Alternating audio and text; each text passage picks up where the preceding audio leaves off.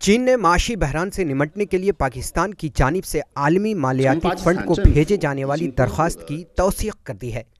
تاہم ساتھ ہی خبردار کیا ہے کہ اس سے سی پیک کے معاہدے متاثر نہیں ہونے چاہیے۔ پاکستان کی جانب سے آئی ایم ایف کو درخواست دینے کے بعد امریکی ترجمان ہیتھر نوریٹ کا کہنا تھا کہ پاکستان پر قرضوں کے بوجھ کی اصل وجہ چین ہی ہے، جبکہ چینی ترجمان نے اس بیان کو صاف طور پر مسترد کر دیا ہے۔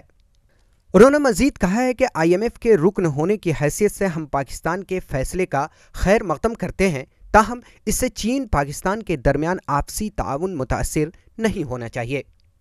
گزشتہ ہفتے ہی پاکستان نے ادائیگیوں کی توازن سے نمٹنے کے لیے باضابطہ آئی ایم ایف سے رجوع کیا تھا، تاہم یہ واضح نہیں ہو سکا تھا کہ پاکستان نے کس قدر قرض حاصل کرنے کی درخواست کی ہے۔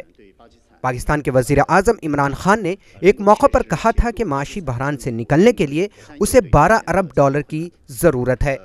Bureau report, E T V Bharat.